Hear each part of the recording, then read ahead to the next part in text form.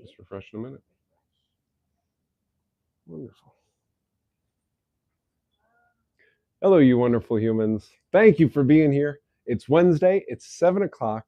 That means it's time for our Wednesday weekly workshop where you get to ask Drew anything. We're going to do this intro a little differently tonight at the encouraging of Lori. Hi, I'm Drew, and I'm the owner here at 3D Wellness. I'm in my 17th year of being a clinician, and every Wednesday at 7 o'clock, I go live with the incomparable Two Boots Lori LeClaire. Ask Drew anything. I know I am. So that we can get you some questions answered. I'm really glad you're here. It's the day before Thanksgiving, and I'm thankful for each one of you watching with us and interacting with us. We love that. It never ceases to amaze us how much interaction we get considering the relative size of our YouTube channel here. If this is your first time being with us, we are sincerely glad that you are here. I want to tell you how this goes. I'm going to start off by talking to you about what we did this week in clinic, and the entire time you can chat in your questions on YouTube. Lori will read them off to me, and I will use the dry erase board, which we lovingly refer to as Mr. Doodles, to get you answers to those questions. For everybody watching this on Instagram after the fact, we are still working towards getting more and more followers on Instagram. For those of you who don't know, you have to have 1,000 followers on Instagram now to be able to go live. We used to go live on Instagram. We loved going live on Instagram. We haven't been able to do it. It's been a couple of months now. Feels like it, yeah. Whew. So we're looking forward to getting back to that. Every time you share, every time you like, every time you encourage a friend to subscribe, you are helping us reach that goal. So thank you in advance for doing that. Let those questions roll in while I tell you about this week. At 3D, tirzepatide study. This was brought to my attention. Tirzepatide is one of those GLP-1 related drugs. And this study found that when people went off of tirzepatide, that 85% of the weight they had lost came back, and the cardiovascular health improvements that they had experienced reverted. So what the authors of the study were saying is, if you're willing to stay on this compound forever, it'll help. But if you go off of it, the gains that you got, they're going to come undone. So a lot of people are still really revved up about drugs like Ozempic and Wegovy. And what this study is showing us is that long term, they don't do a lot of good.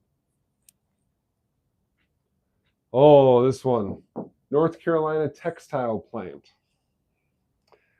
PFAs are a type of chemical known as a forever chemical. They do not break down. They don't go away.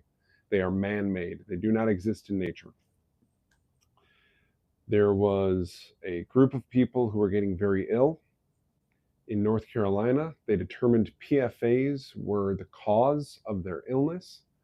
And what they found was that there was a textile plant in the area that had been dumping PFAs illegally. And the result was 3 million times the EPA's limit of PFAs was found in the water supply. Oh, no. So we talk about chemicals a lot on here, and sometimes I get feedback from people. They go, is this really a problem? Where do they come from? Do we know it's that big of a problem? Here's just one example where the EPA has a limit on this, and it was 3 million times the acceptable amount. So if you're wondering, are there a lot of chemicals in our environment? I can say at least in North Carolina there are. If you live in North Carolina and you want help getting that garbage, because it is garbage, out of your system, reach out to us. Here's all our contact info. We love helping people get rid of chemicals. Libido this week. This was a common thing. I don't know if it's just because it's like holiday season and people are hoping to get luckier than usual. But both men and women coming in this week talking about libido support. A little bit of testosterone support, a lot of blood flow support, a lot of hydration support. If you don't understand why those three things would be important, reach out to us directly. Don't comment on that publicly. It might be embarrassing for you. Okay, sleep. Sleep is a really big thing. When we are sleeping, it's really important our body be in a truly restful, relaxed state in order for our body to do all the things that are expected of a body, things like repair, reset, cleaning house, that kind of stuff. And a couple of clients this week came in and said, I wake up tired. I know that means my sleep wasn't good. So we go over something that's called sleep hygiene.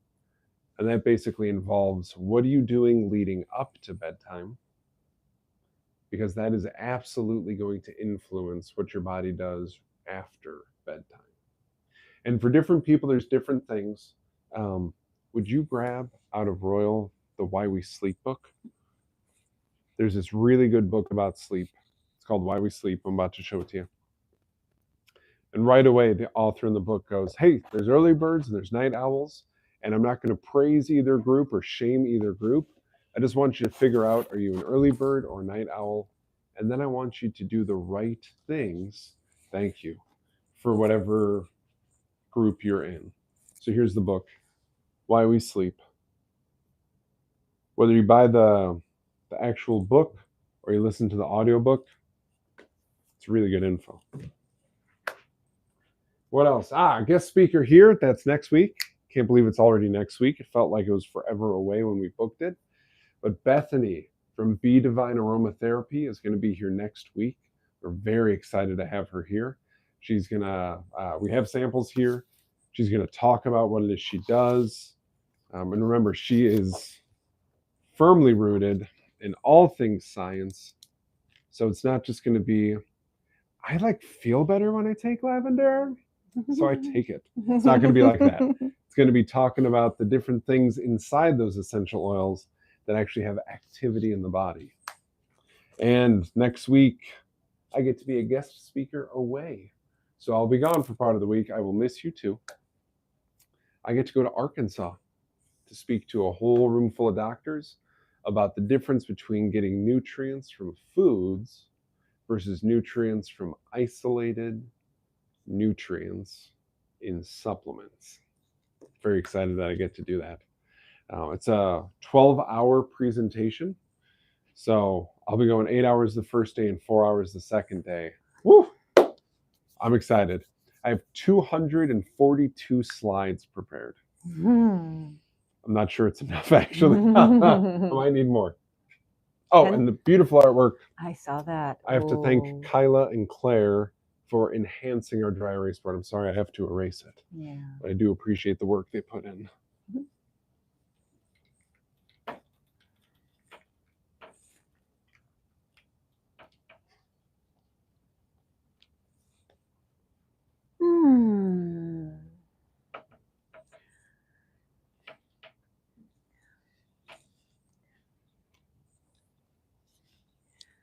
So we do not have a chat rolling in on YouTube right now, but I do have a question from our chat box in the lobby here. Yeah.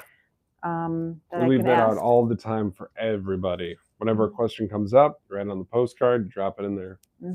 Okay, this comes from Barb C. Yeah. She wants you to talk about insulin resistance. Ooh, okay.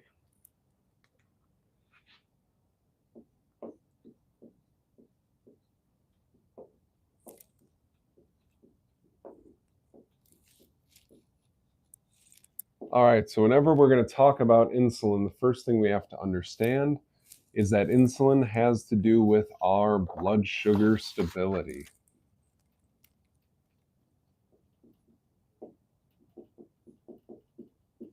At any point in time, we should have fuel floating around in our blood.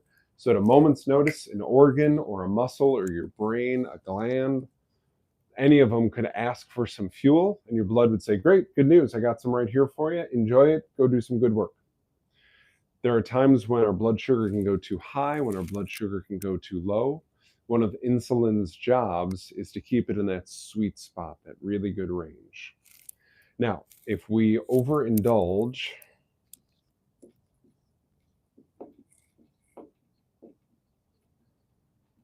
in carbs, I should actually say and or lack activity, then what's very likely to happen is the amount of sugar or fuel floating around in our bloodstream all the time is going to be too high. We either need to eat less of the carbs, which tend to really quickly raise our blood sugar levels, or get some more activity in so we're actually using up some of that fuel. When the blood sugar is high, the body's going to use insulin to try to pull that level down. If you ask the body to do that too often, too frequently, just too great of a volume, then it's very likely you will develop insulin resistance. What that means is the body becomes less and less sensitive to this hormone, insulin, and it has a decreased influence on things like your blood sugar levels. The reason that's a problem is high levels of sugar in your blood can start to really beat up your body. It's just rough on your body. It's like if you don't change the oil in your car for too long, so if I didn't change the strings on my guitar regularly, if you didn't wash your underwear and you wore them 3 or 4 days in a row, okay? Catch my drift? So we want to make sure that our body is nice and sensitive to insulin. The way we do that, we don't overindulge in carbs and we get plenty of activity on a regular basis. There are some nutrients that can help with this also. I'll go through some of those now, but first and foremost, I want you to get a picture for how much carbs you're eating a day. And if you don't know how to calculate that, reach out to us. I'm happy to help you figure that out and give you some resources for that. When you know how many carbs you're getting in a day, it gives you a really good idea. Am I doing too much? Am I not doing enough? It's very unlikely that you're not doing enough, but maybe I won't rule it out yet. To help, a couple of nutrients that I really like. One of them is chromium. There's lots of different forms of this. The only one I use is a complex from Standard Process. And the reason I use that one is it is a food source of chromium blended with chromium. So there's 2 different ways we're getting chromium from this product. It's potent without being high volume. Other thing we gotta have is zinc. I use a lot of zinc chelate from Standard Process. These 2 minerals are 2 of the most important minerals for pancreatic function to make sure that our pancreas, which produces insulin, can actually do its thing. And then there's an herb that isn't nearly as popular as it used to be because there's new, hotter, fresher, younger herbs on the market, but it still works. Gymnema. I only use the Gymnema from MediHerb, which is the Standard Process herbal affiliate. I like to use Gymnema for a lot of things, but in a clinical study, Gymnema was found to help the body reproduce beta cells in the pancreas. Stay with me. Beta cells in the pancreas are the ones that make insulin. So you can have a damaged pancreas that doesn't have as many beta cells, or the beta cells aren't functioning like they should be. And Gymnema has been proven to help turn that back on and help revert that. So if you're dealing with insulin resistance, I want you to get a hair analysis because I want to check in on your chromium and your zinc levels. I'm also going to check you for some Gymnema because it's been proven to help with the part of the pancreas that does all things insulin. There you have it. All right. I hope that answers Barb's question. Me too.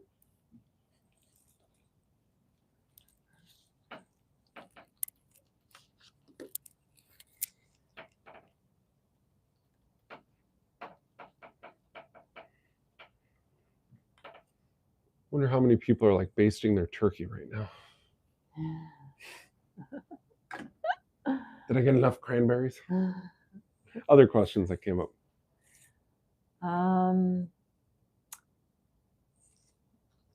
You want me to throw one out there? Sure, you're always good for a question or two. All right. Well, my question has to do with almond milk. Okay. I have heard recently, this past week, in fact, that it's not the healthiest choice many people think it is. Now, this ad I saw was saying that it contains oxalates and phytic acid and perhaps presents kidney stone risks.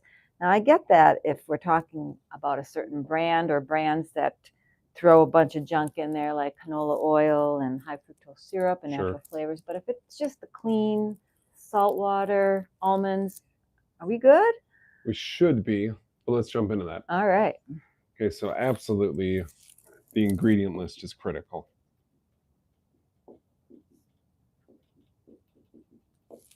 Laura, you listed it very well. Water, almonds, Mm-hmm. Sea salt. salt. Yeah. That's what it should be. Mm-hmm. It's really easy to make. There's even a company that a client of mine used to be sponsored by. He's a pro athlete. And it was a machine that you can make your own almond milk with. Mm-hmm. You just had to buy almonds and add water and salt, and it would do the rest for you. Mm-hmm. Fresh almond milk does taste better than store-bought, just for the record. Mm-hmm. All right, so an ingredient list like that, I'm not super concerned. Obviously, if there's junk, that's going to lead to more problems. And that is not shocking or amazing anybody to hear me say that. The issue that we're going to have to get into with things like phytic acid and oxalates and some of the other things that you mentioned Mm-hmm. is just going to be a problem of almonds.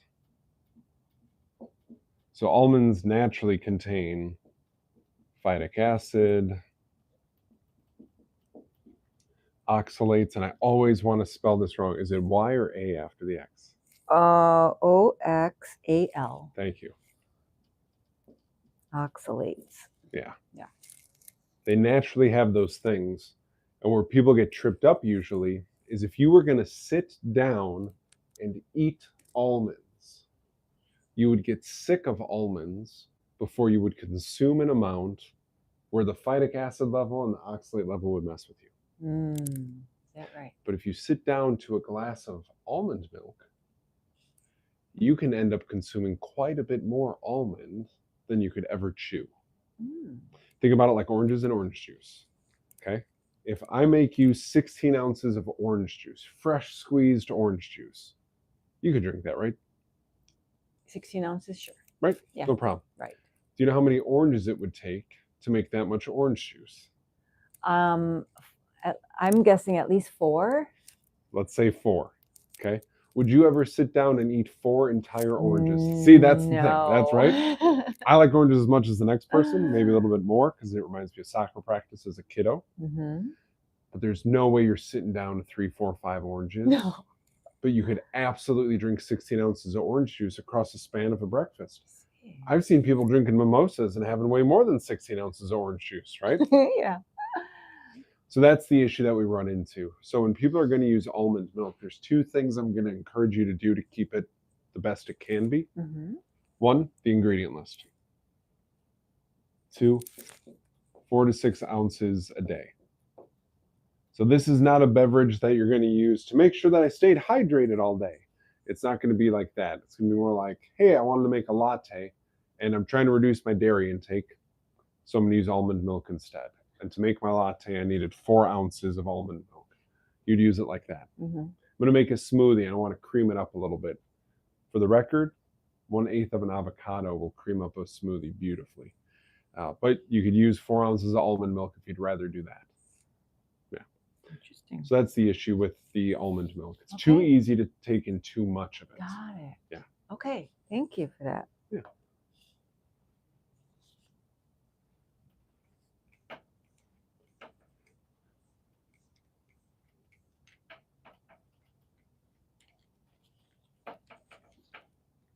And that came up with a client because they said they were just finishing off their children's Halloween haul, all the candy that they got on Halloween. And they were just amazed at how many of the different products in the ingredient lists had 2 or 3 types of sugar and 2 or 3 types of corn. And I said, that's the world we're currently living in. It's really easy to turn corn into a lot of different things, including various types of candies. What was it that they brought in? Kit Kat, Twix, and York Peppermint Patty. And the young lady, the daughter, was absolutely adorable. She goes, I think the York Peppermint Patty doesn't use any corn syrup because it tastes like it's more real. And I just loved hearing a 10-year-old say that. But sure enough, the first 2 ingredients in the York Peppermint Patty are sugar and corn syrup. So sorry, there's still a lot of corn in there. And that's something, I know Dr. Mark Hyman, if you don't follow him, I strongly encourage a follow. I think it's just, would you look it up real quick for me, Lori? I don't want to misquote it. His name's Dr. Mark Hyman. Okay. Hyman is Hyman. He just had a post on Instagram that went over the difference between Halloween candy from 40 or 50 years ago versus now. It's still the same company. It's still Twizzlers. It's still Three Musketeers, whatever candy. What am I looking up though? At what? Dr. Mark Hyman. I don't know what his. I want to know what his @ is. For Dr. Mark Hyman. Well, We'll work on that. We'll get it to you. But what he pointed out is that the ingredient list in something like Twizzlers 40, 50 years ago had 4 ingredients, and nowadays it has more than a dozen. So there's weird stuff in there now that increases manufacturing ability and shelf stability and all that stuff. It's at Dr. Mark Hyman. Okay, cool.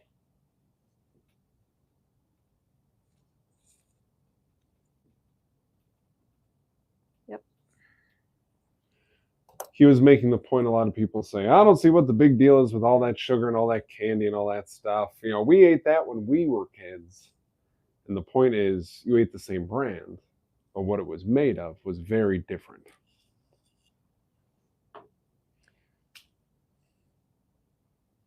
I see the wheels turning too, Boots. Yeah, I've got a text from Heidi. Nora wants to ask a question. Cool. But the YouTube won't let them chat. I was curious. Oh, that's weird. How that is. But anyway, yeah. Nora has a question about what the healthiest nuts are to eat. Oh, I like that. Let's jump into some of that.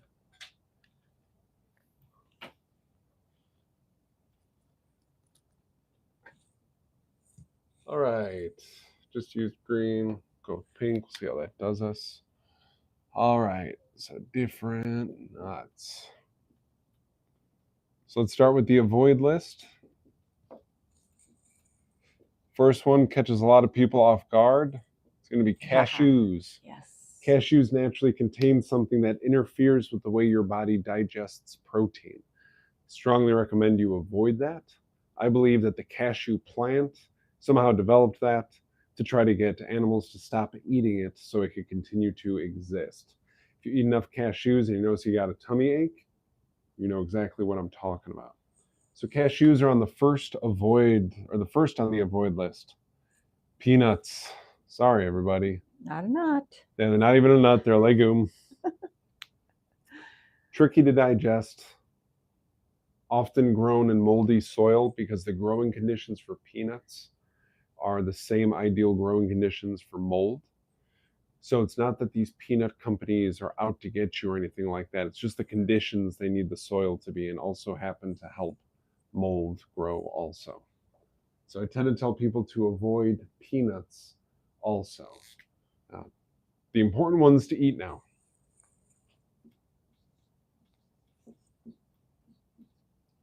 Far and away, the very best one is Brazil nuts. Brazil nuts are the best one because they contain selenium and manganese, 2 minerals that people are constantly low in because our modern food supply is heavily stripped of these nutrients. Selenium and manganese are a part of the vitamin E complex, and that used to be the wheat germ, the full wheat plant that is what bread was made out of. But the problem with the wheat germ is it's not very shelf stable. It spoils. So about 90 years ago, grocers started to request that bread be made without the wheat germ so it could sit on their shelf for longer without spoiling, thus protecting their profit margins.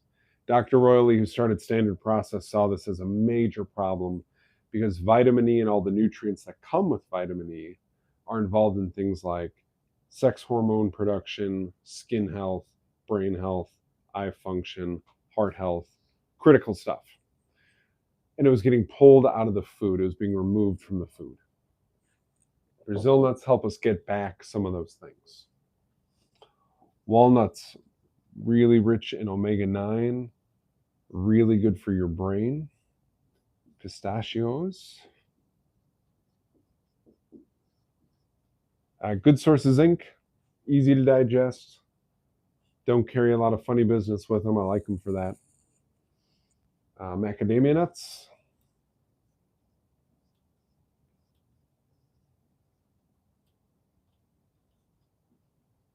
Really good fat. Really good fuel, long, slow burning fuel. I have a client who does triathlons, and in his fanny pack that he gets for the run, he has two things that he eats during the run portion to refuel himself, and it's turkey bacon and macadamia nuts. That's his thing. Say go for it. Nuts, walnuts, pistachios, macadamia nuts. Do almonds fall into that category, or See, is that not? Almonds are with pecans, and they're neutral. Okay, a little bit is okay, but it's not one I want someone to rely on all the time. All right. What I appreciate about almonds is that they have a high protein to fat ratio, but again, we have to limit our intake of them. Okay, interesting. I know a lot of people who try to use things like almonds or almond butter as a protein source at a meal. There is no way we're going to hit a realistic protein goal using almonds or almond butter without getting too much of the things like the phytic acid, the oxalates, that kind of stuff. Okay. It's fine if it's part of a meal, but there's something that's happened in our modern world. Condiments or side dishes are being relied on as main dishes. And that's no good. That's no good. I saw somebody show a recipe. It was sliced cucumber and peanut sauce and spices, and it all sounded delicious. But then they said, and this is the meal now. And when they put the macronutrient levels up on the screen, it was like 10 grams of protein, 40 grams of fat, and 20 grams of carbs. And I was like, that's great for fat and carbs, but that is seriously lacking protein. And it was touted as, look at this perfect meal. Not even close to perfect. Not even close. Does that make sense about the almonds? Okay. Yeah. Okay. Yeah, so these are the ones to focus on. Is there any way to make cashews okay in like moderation, like sprouting them, or no? If you sprout cashews, does it make them better? The sprouting helps with some of the acids in them, but not all of it. So I would still say avoid it if you can. Yeah. I know they're delicious. In college, I lived on cashews, and I'm like looking back, like, oh, glad I survived. And also in modern day things, much harder it would get 100 nuts. Yeah, that's a good point. Crack them all open. Yeah. I used to have those as a kid, and my grandma would have whole nuts in the shell. Yep. It's so much more tedious to get nuts out. Absolutely. I remember at a family member's house, they had a dish of walnuts with the nutcracker out with it, like the metal. Yeah, it's so tedious. You give up after like 4 or 5. I feel like I'm done. Which is like perfect. Right. That's like a nice little dose of fat, some omega-9. It's good for your brain, and then you're done. Okay, we've got a question. Cool. Rolling in from Barb C. Okay. She says that her husband had very high level of chromium on his hair tissue mineral analysis, yes, and wants to know what you would recommend for him to do with something like that. Sure.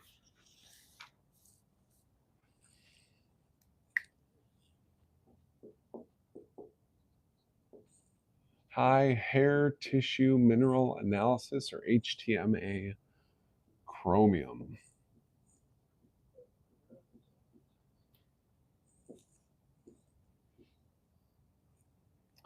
All right, this is commonly caused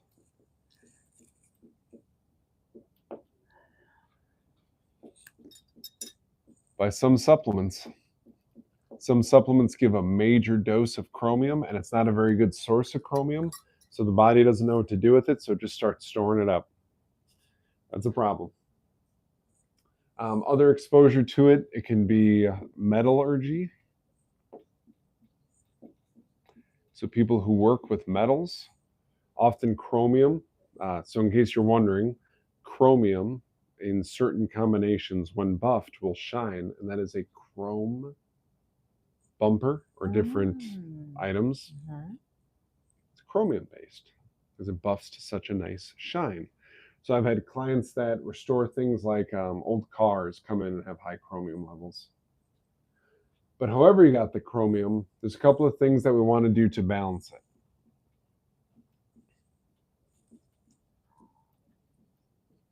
We want to make sure that we are getting zinc every day. There's a couple of different ways to do that. And we want to make sure that we are getting plenty of sulfur every day. My favorite way to get sulfur is absolutely Spanish black radish. Works beautifully for this. Between zinc and sulfur, what that will do is that will help the body either metabolize or excrete excess chromium.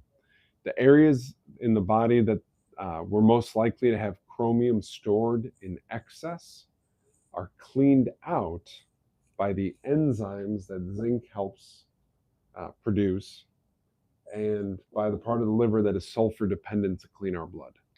So to get rid of high chromium, I'd have you stop buffing so many old school car bumpers, and then make sure that your zinc and sulfur intake are steady as she goes. Okay. Good question.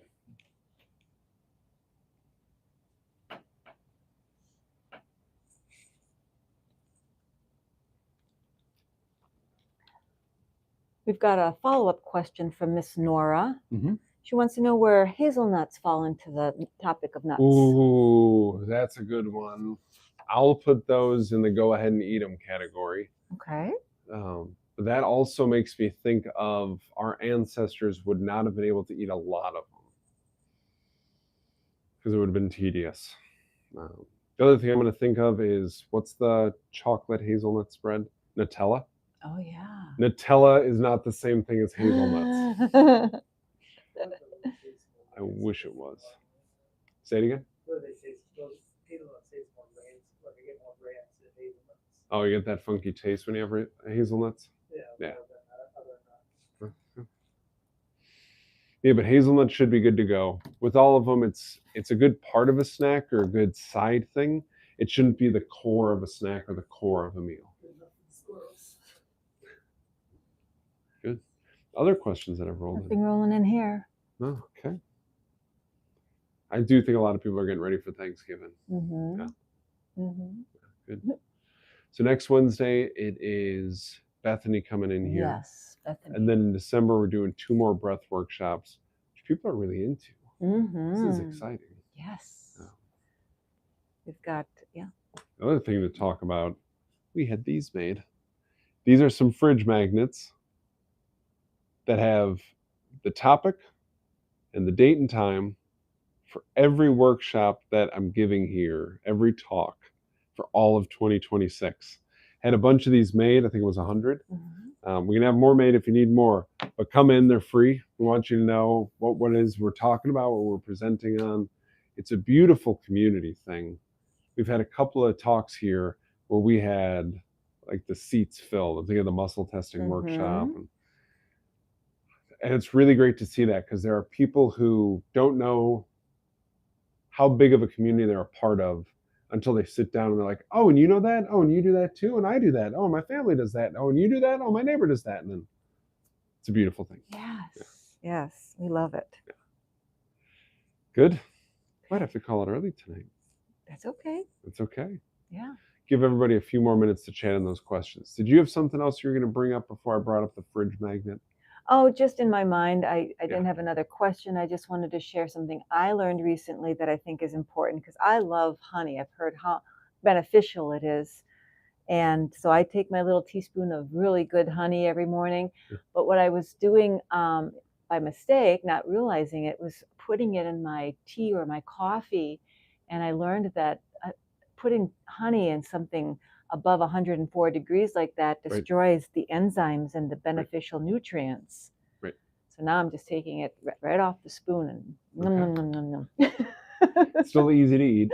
Yeah. The science behind that 104 to 108 degree range, it'll start to damage some of the nutrients inside of raw things like honey.